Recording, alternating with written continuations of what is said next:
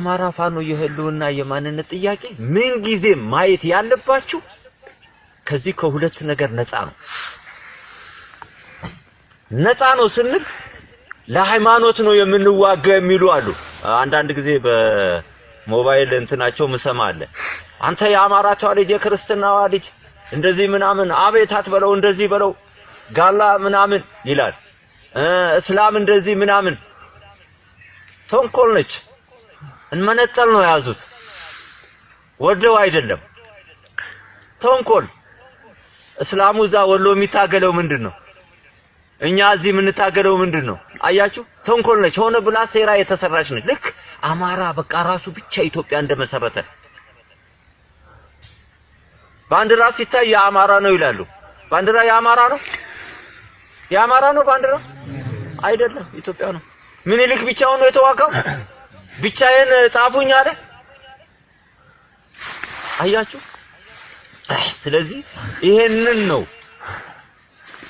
እነሱ አንድ የነበረችዋን ሀገር ዓለም የተደመበባትን በዓለም ላይ ኮሎናይዝ ጭቆና ያልተጨቆነች ሀገር ብትኖር አንድ ኢትዮጵያ ነች። ሁለተኛው ሀገር ላይቤሪያ የምትባለው ምንድነች? በሽታ ነው የነበረው እዛ። ያን በሽታ ፈርተው ነጮች አልሄዱም።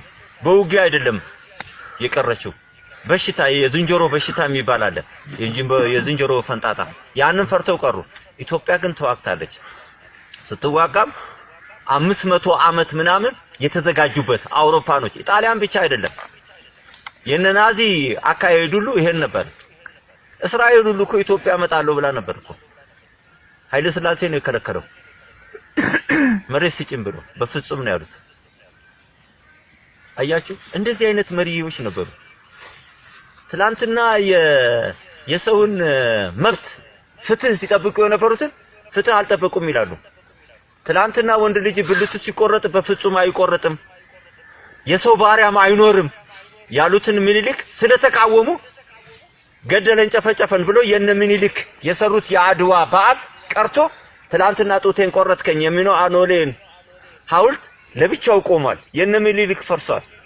ይሄን ነው የምንታገለው። ታሪክ ካሌለን ሀገር የለንም። ታሪክ የማያውቅ ትውልድ የትላንትናውን ታሪክ ለዛሬ ካላስረከበ እንዴት ነው? ዛሬ ተጀምሮ ዛሬ ያለቀ የለም። የኢትዮጵያ እድሜ 150 ዓመት አይደለም። በ570 ኢየሱስ ክርስቶስ እዚህ ምድር ላይ መጣ ሲባል ኢትዮጵያኖች ምንድነው ያደረጉት? በአይናችን እንይን ያሉት 9 ዓመት 8 ዓመት ለውጥ ያለበትን ምክንያት ያንን አገር ሄዶ ኢየሱስ ክርስቶስ የተወለደበትን ቦታ ለማየት ሄዶ እስከሚመለሱ 9 ዓመት 8 ዓመት ፈጀባቸው። ከዛ በፊት ምን ይባል ነበረ? ዓመተ ዓለም ይባል ነበረ።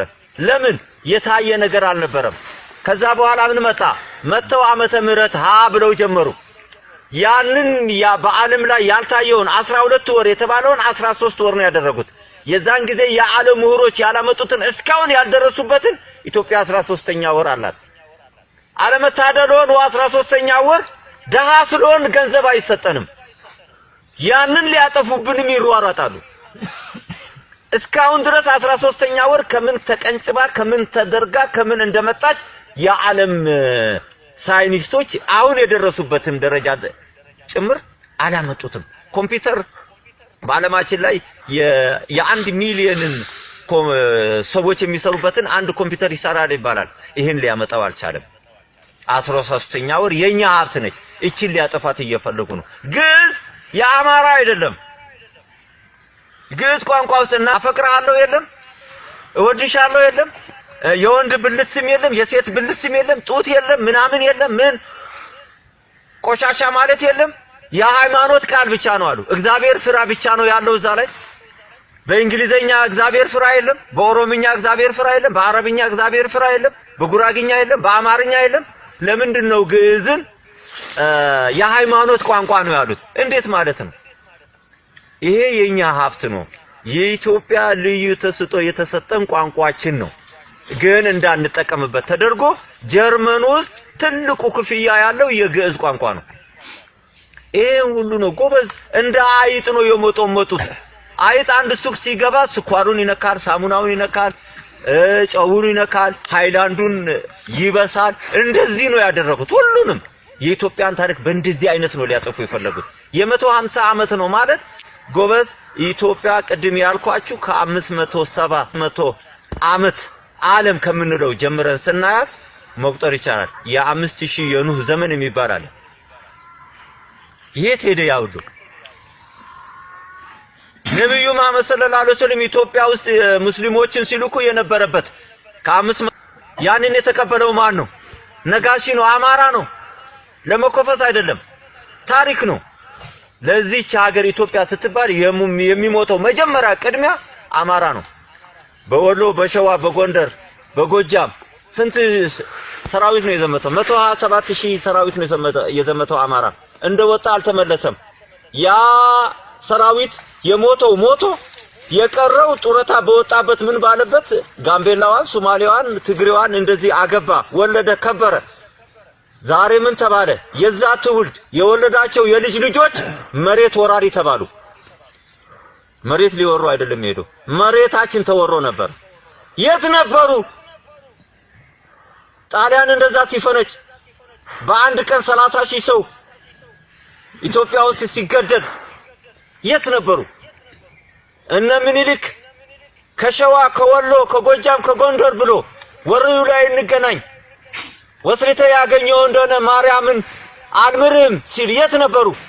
እያንዳንዱ ተሳትፏል። የስ አንድ ሰርግ ቤት እናንተም በሚገባ መንገድ አንድ ሰርግ ቤት 50 ሰው ይዞ የመጣና 2 ሰው ይዞ የመጣ ማን ነው ሰርጉን ያደመቀው? 50 ሰው። እንደዛ ይለያያል። አማራ በየትኛውም ኢትዮጵያ ጦርነት ቁጭ አድርገናታል። ቁጭ ተደርጓል። ታሪኩ ለመከፈት አይደለም። ተሳትፎ የነበራቸው ነበሩ፣ ጀነራሎች ነበሩ፣ የኦሮሞ ጀነራሎች እነ ጦና ነበሩ። አዎ ሶማሌዎች እነ ሰመተር ነበሩ። አዎ ግን ተሳትፎ የሰው ተሳትፎ አማራ ይበልጥ ነበረ። እያንዳንዱ ጎሳ ያወጣው ቁጥሩ አለው። ለምሳሌ ከምባታና ሀዲያ 750 ሰው ነው ያመጣው። ሲዳሞ 670 ሰው ነው ያመጣው። እዚህ ማነች እቺ አሁን ከወለጋ ወደዛ ያሉት ቤኒሻንጉል 1500 ነው ያመጣው። እንደ አይነት ተሳትፎ ይታወቃል። በደንብ ተደርጎ የሚታወቅ ነው። ስለዚህ የአማራ ፋኖ የህልውና የማንነት ጥያቄ እንደዛም ተሳትፈናል ብሎ መኮፈስ አይደለም ያዘው። አሁንም አጅሪቱን የትግሉ ሂደት የምታዩት ነው። ትናንትና ትግራይ 17 ዓመት ነው የታገለው። ኦነግ እስከ 67 ዓመት እየታገለ ነው። ዛሬ የአማራ ፋኖ በ2 ዓመት ውስጥ ያመጣውን ውጤት እዩት ጎበዝ። ጽናት ያለው ስትራቴጂካል የጦር ስልት ከአባቶቹ ከአያቶቹ አቀፍነትን ይዞ ትናንት ህወሓት ምንድነው ይዞ የመጣው ፖለቲካ?